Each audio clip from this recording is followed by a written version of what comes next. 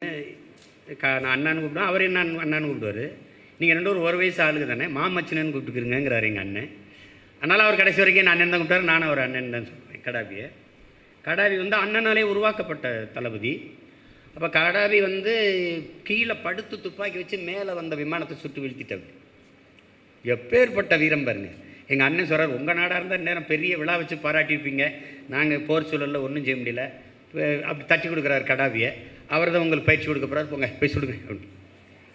இந்த சுட்டு சுட்டு பழகிட்டு இருக்கேன். இப்போ வந்து ஒவ்வொரு கருவியாக எங்கள் அண்ணன்ட்ட இருக்கிறது ஒன்று பாருங்கள். உங்கள் இதை கொடுங்க,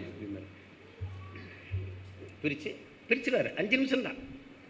இது வந்து 1990 ரஷ்யாவில் கண்டுபிடிச்சது, இது ஜெர்மனியில் கண்டுபிடிச்சது. இது வந்து இந்த துப்பாக்கிக்கு இதுக்கு இது வித்தியாசம். இதில் 36 போடலாம், இதில் 40 தோட்டா போடலாம். இது இவ்வளோ வேகத்தில் போய் சுடும், இது இவ்வளோ வேகத்தில் சுடும். இவ்வளோ பெரிய அறிவு ஒரு மனிதன் ஒரு நான் அவர் பார்த்துக்கிட்டே தான் இருக்கணும். அவர் ஒரு அதிசயம்தான். மறுபடியும் மாட்டி இந்தாங்க சுடுங்கன்னு கொடுத்துட்டு உட்காந்துருவார்.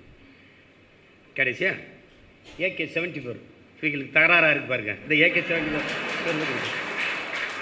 இப்போ நாம் யார்? நாம் கராத்தையில் பெரிய பிளாக் பெல்ட்டு, நாம் ஜிம் வேறு. இங்கே போனோன்னா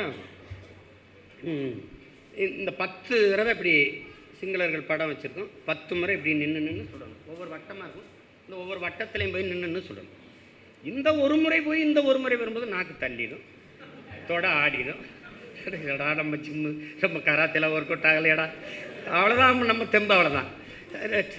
அண்ணனுக்கு வந்து கொஞ்சம் ஓய்வு எடுத்துக்கிறவான்னு சொல்ல முடியாது, மானம் கெடுது.